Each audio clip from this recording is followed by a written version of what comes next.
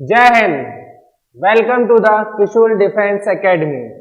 My self Shailendra Patil, your physics faculty. आज एक लेके आया हूँ दूसरा लेक्चर फिजिक्स में, भौतिकी में। बहुत प्यारा सा लेक्चर है ये आज का।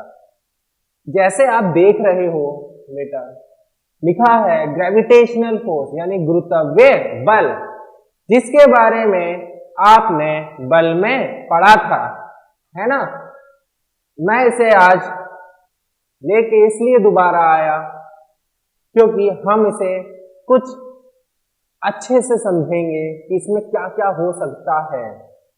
ठीक, चलिए स्टार्ट करते हैं। हम शुरुआत की जाए।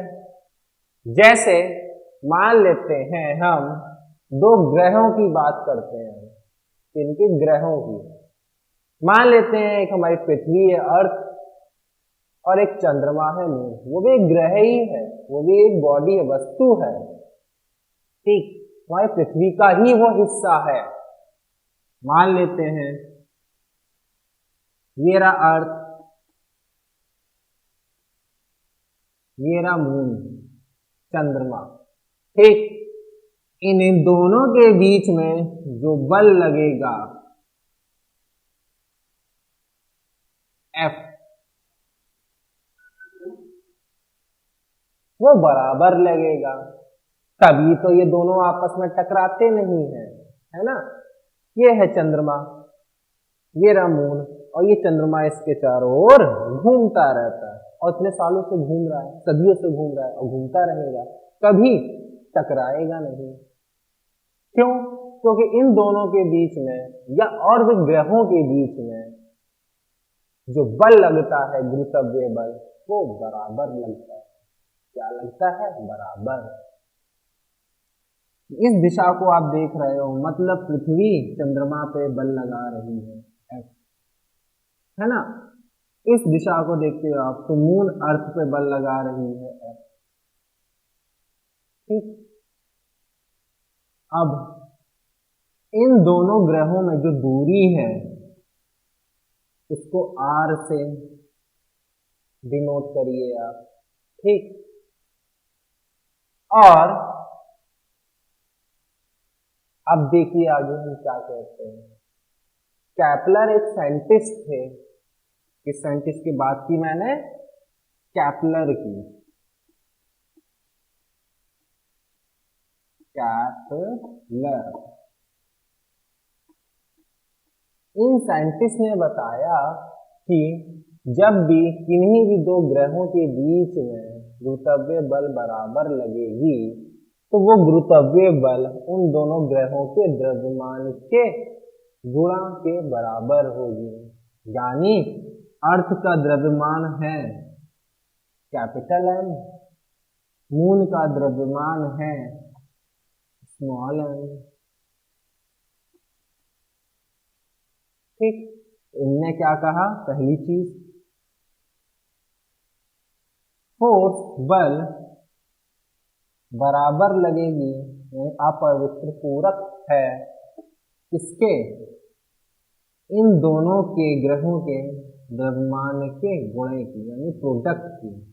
पहली चीज इन्होंने ये कही। दूसरी चीज इन्होंने कही, ये बल प्रोपोर्शनल है, यानी अपरिवर्ती पूर्वक है इन दोनों ग्रहों के दूरी के स्क्वायर की, दूरी के स्क्वायर की। ठीक, ये चीज बताई इनने। इन दोनों को जब जोड़ा गया, इन दोनों को जब जोड़ा गया तो मिला क्या? देखो, m into m upon r square. ठीक, और जब ये प्रोपोर्शनल का चिन्ह हटा तो ये हटते ही एक कांस्टेंट आ गया G, capital G, m into m by r square, और G इज इक्वल टू क्या आया? F into R square by M into M. तो ये जो मिला फॉर्मूला आपको F into R square M into M, ये जी ही कहलाता है आपका क्या, ग्रेविटेशनल फोर्स नहीं, एरो में मत देखिएगा, ये जी कहलाता है यूनिवर्सल ग्रेविटेशनल कांस्टेंट। क्या कहलाता है ये? यूनिवर्सल ग्रेविटेशनल कांस्टेंट, जो फिक्स होता है। कांस्टेंट मतलब फिक्स, कितना, इसकी संख्या वैल्यू हमेशा इतनी होगी, -11। यूनिट मात्रक क्या लगाएं, आगे लगा देता हूं, फिर बताता हूं कैसे आया। केजी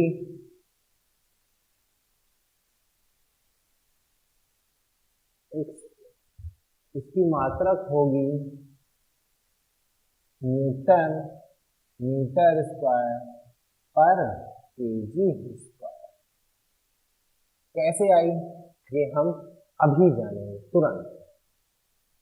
तो ये गुरुत्वीय बल का फॉर्मूला मिला आपको, और ये जो जी होता है ये फिक्स होता है कितना, 6.67 इंटू 10⁻⁻11 न्यूटन मीटर स्क्वायर पर केजी स्क्वायर। ठीक, चलिए अभी हमने बोला कि ये कैसे आया, चलिए इसको देखते हैं कैसे आया।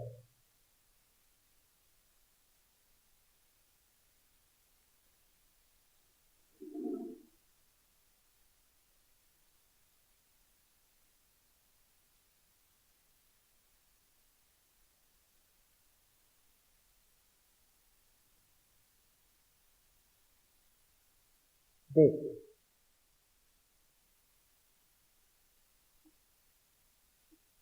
मात्रक जी का यानी यूनिट, आप फॉर्मूला जानते हो बेटा, G is equal to F into R square upon M into L. बल आप जानते हो एफ किसमें होता है, न्यूटन में, है ना। आर दूरी है, मीटर में होता है यानी मीटर स्क्वायर। एम और एम द्रव्यमान है, केजी में होता है, तो केजी इंटू केजी। तो जी की यूनिट क्या आई, न्यूटन मीटर स्क्वायर पर केजी स्क्वायर। ऐसे लिखिए आप या ऐसे लिखिए, दोनों का मतलब एक ही है। ठीक, बात हो गई यूनिट की। चलिए इतना था अभी गुरुत्वीय बल, और इसके बारे में अभी जानना है हमें। चलिए आगे हम बढ़ते हैं।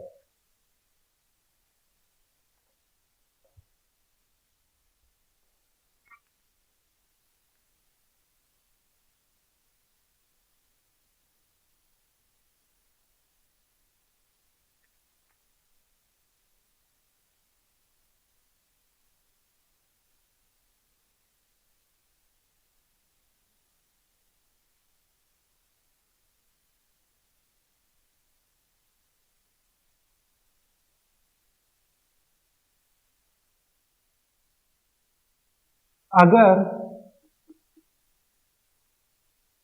देखना, यहां आप खड़े हो इस पृथ्वी पे, अर्थ पे, लैंड पे, आपने गेंद को ऊपर फेंका, ठीक, कोई ना कोई बल लगाया, कोई ना कोई बल लगाया आपने। अब इस पे बल लगाया, इसे फेंका, उस बल का फॉर्मूला क्या बनेगा बताइए, मास इनटू एक्सीलरेशन। अभी प्रीवियस लेक्चर में पहली वीडियो अगर आपने बल की देखी होगी तो वहां मिलेगा आपको ये, तो बल का फॉर्मूला मास इनटू एक्सीलरेशन होता है।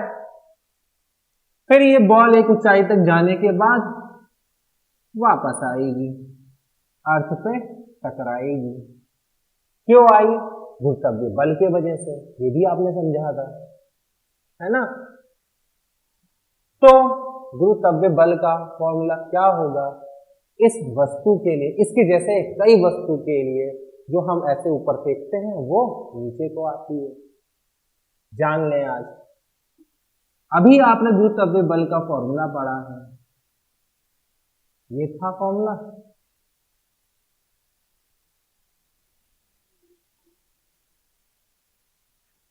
ठीक, तो इसको हम ये भी लिख सकते हैं, आप जानते हैं,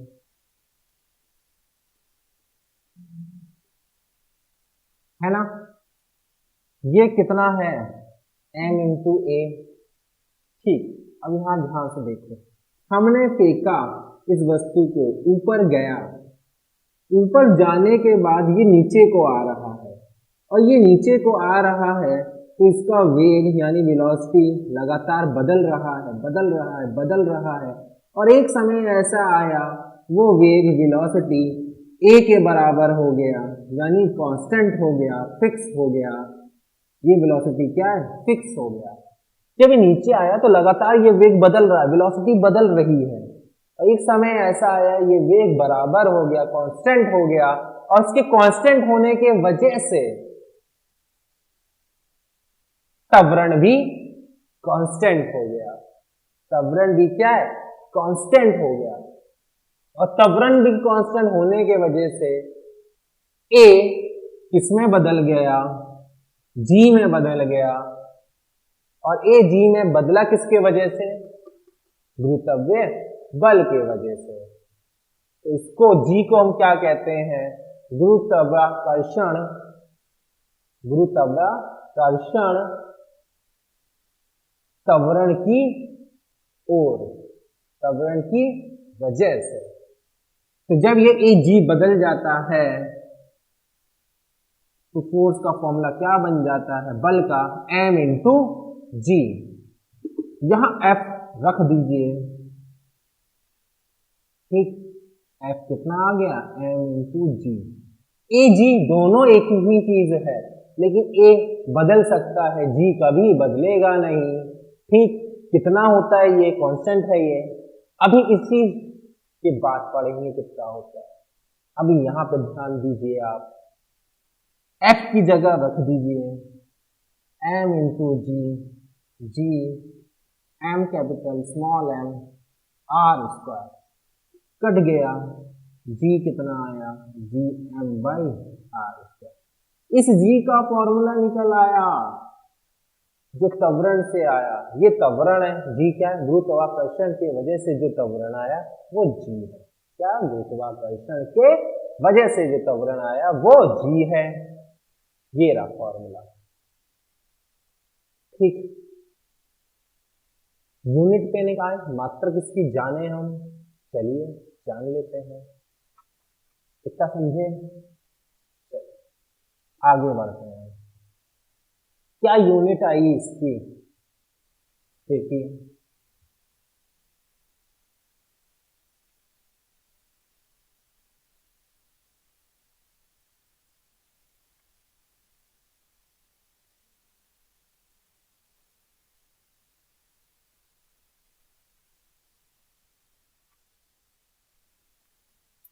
मात्रक यानी यूनिट जी की। देखो, अभी आपने इसका फॉर्मूला जाना, G M by R square. G की मात्रक यूनिट आपके सामने लिखी है, देखिए बोर्ड पर, न्यूटन मीटर स्क्वायर पर केजी स्क्वायर। केजी ये भी मास है, द्रव्यमान, ये भी दूरी है, meter square. Meter square cut गया, 1 केजी इससे भी कटा, जी कितना आ गया? न्यूटन पर केजी। ठीक, न्यूटन कितने के बराबर होता है? जानते हैं आप, 1 केजी मीटर पर सेकेंड स्क्वायर, है ना। न्यूटन की जगह रख दो तो केजी मीटर पर सेकेंड स्क्वायर पर केजी, तो ये केजी भी कैंसिल हो गया, तो जी कितना आ गया, मीटर पर सेकेंड स्क्वायर। और मैंने यहां बोला था इससे पहले कि ए जी के बराबर होता है, त्वरण गुरुत्वाकर्षण त्वरण के बराबर है। तो ए का फॉर्मूला होता है change in velocity upon time, जो बदल रहा है लगातार वेग समय के उपरांत, वो त्वरण कहलाता है। और ये वेलोसिटी की यूनिट क्या है, मात्रक मीटर पर सेकेंड, समय की क्या है सेकेंड, ये सेकेंड जब ऊपर गया, देखो मीटर पर सेकेंड स्क्वायर, दोनों बराबर थी, ये देखो यूनिट बराबर है, मात्रक बराबर है, यानी वो चीज सही थी। देखो प्रूफ कर दिया यूनिट से। तो जो ए की मात्रक है वही जी की भी हुई, है ना। क्लियर हुआ, ये चीज थी, ये फॉर्मूला था गुरुत्वाकर्षण त्वरण की ओर, है ना, या त्वरण की वजह से। ये जी कितना है, जो क्वेश्चन मार्क यहां बना है, आज जान लेते हैं कितना है। बता देता हूं मैं अब आपको, समय आ गया बताने का। ये है 9.8 मीटर पर सेकेंड स्क्वायर, या कहीं जगह आपको 10 भी मिलेगा। तो ये गुरुत्वाकर्षण मैंने बोला था त्वरण की वजह से जो कांस्टेंट है कितना है, ये है 9.8 मीटर पर सेकेंड स्क्वायर, या 10 मीटर पर सेकेंड स्क्वायर। ठीक, याद हुआ, चीजें गई दिमाग में, समझ रहे हो, गई होगी, ध्यान से समझो, अच्छे से समझो। ठीक, बहुत आराम से प्यार से आपको कॉन्सेप्ट क्लियर करके बता रहा हूं मैं, ये समझ गए। चलो, बहुत ही जरूरी इंपॉर्टेंट है इसके बाद वाला भी लेक्चर जो मैं आपको बताने जा रहा हूं। ये जो जी है, जो आप जान गए फिक्स होता है। अगर हम पूरे पृथ्वी में बात करें तो कहाँ सबसे ज्यादा होता है, कहाँ सबसे कम, ये जानना हमारे लिए जरूरी है। कैसे, देखो,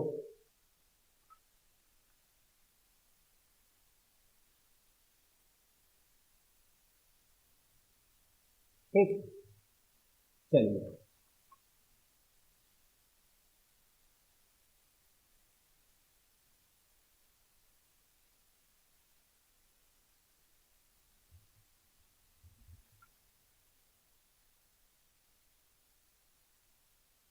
इसको भी लिखे रहेंगे, मिटा देते, अब याद हो गया होगा आपको, है ना। चलिए,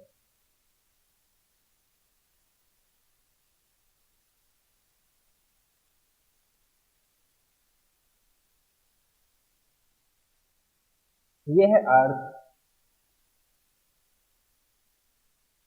ठीक, पृथ्वी हमारी,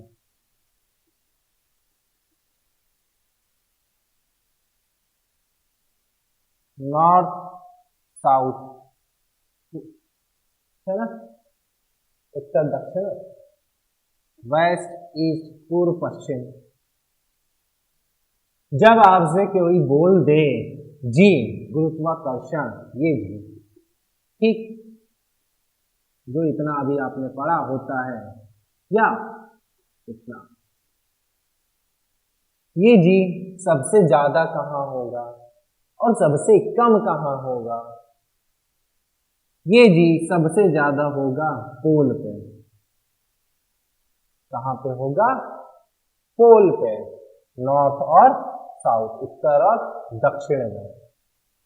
तो जी मैक्सिमम कहाँ रहेगा, पोल पे।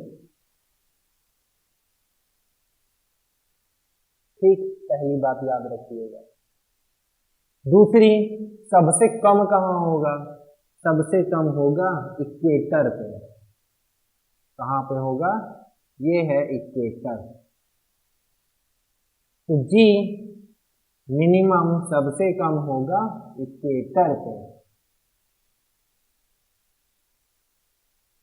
ये याद रखिएगा। और जी तीसरी चीज, सेंटर पे कितना होगा? 0। मध्य में कितना होगा? 0। जी सेंटर, मध्य में कितना होगा? 0। ठीक, समझ गए? हाँ,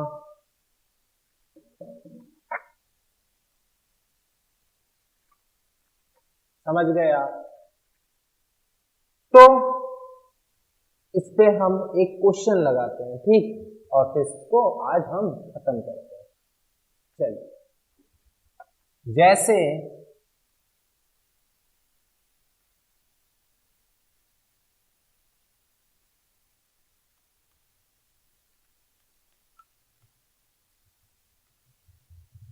एक प्रश्न मैं देता हूं अभी, आप लोग करिएगा, समझिएगा इसको।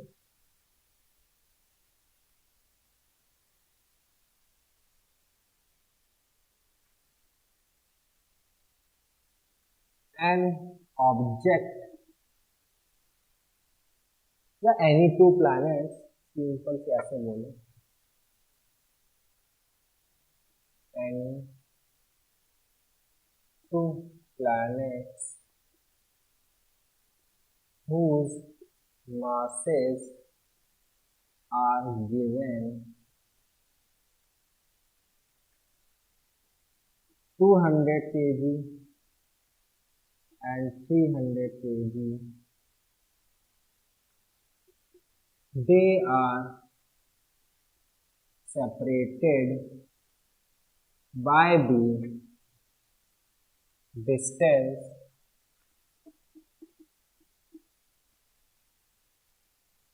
100 meter. Find the force exact या extract between them या exert between them.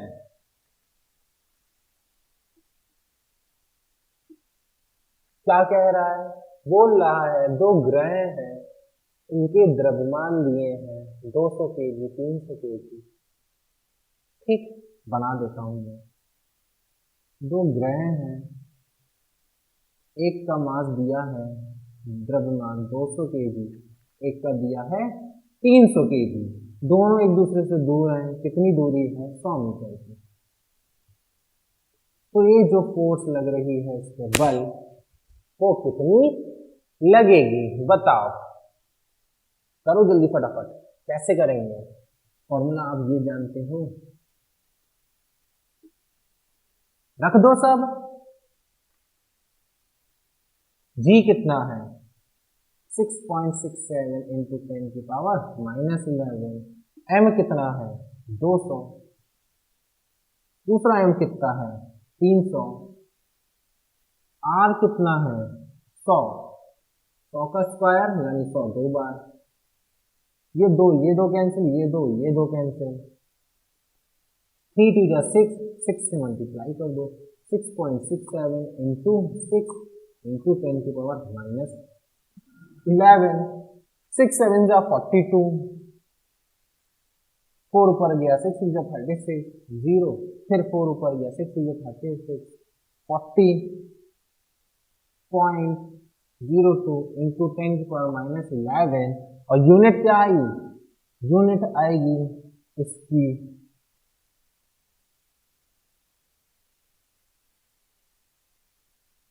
न्यूटन।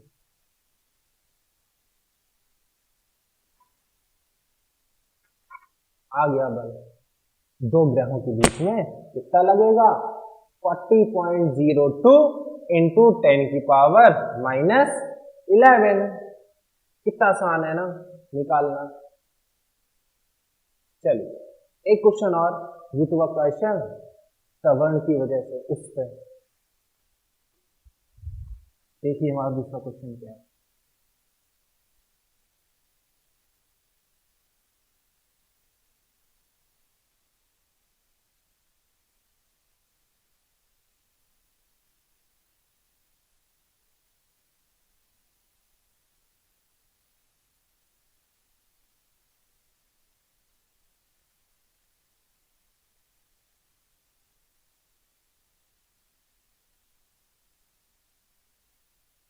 क्या है देखिए।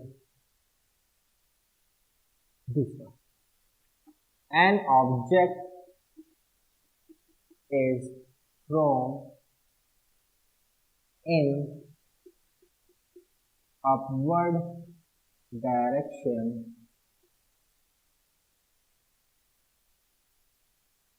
with a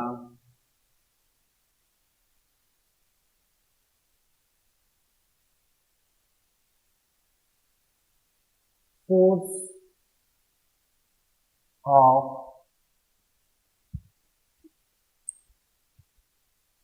100 Newton and having mass 10 kg। ठीक, its cover 200 meter distance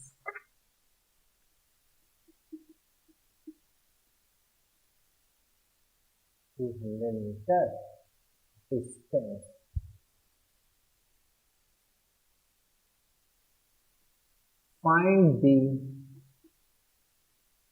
acceleration on it। क्या बोल रहा है क्वेश्चन, समझिए। एक वस्तु को ऊपर को फेंका गया, ठीक ठीक, तो अब हम क्वेश्चन समझ चुके हैं। प्रश्न क्या है हमारा, क्या है एक बार फिर देखिए। यहाँ किसी वस्तु को ऊपर हमने फेंका, उस पे लगा बल, बल हमें दिया है 100 न्यूटन। उसका द्रव्यमान कितना है 10 केजी। कितनी दूरी उसने कवर की 200 मीटर आर। तो बताओ ए कितना होगा उस वस्तु का। दिमाग घूम गया होगा आपका ना। हम जानते हैं G is equal to G M by R square, है ना। ये G भी तो A के बराबर होता है ना। आप इसमें लगा के भी निकाल सकते हैं। इसमें आप जानते हो 6.67 10 की पावर -11। ये आपके सामने है 10 केजी, आर दिया है 200, रख दिया G आ गया, है ना। लेकिन यहां देखोगे A G के बराबर होता है, लेकिन G तो फिक्स होता है 9.8 मीटर पर सेकेंड स्क्वायर या 10 मीटर पर सेकेंड स्क्वायर। तो यहां तो A पूछा है त्वरण, यहां है गुरुत्वाकर्षण की वजह से त्वरण। तो दोनों एक तो नहीं हुआ, क्योंकि ये तो फिक्स होता नहीं। इसका मतलब ये फॉर्मूला नहीं लगेगा। तो दूसरा कौन सा लगेगा, आपने ये भी तो जाना था, है ना। लगा दीजिए।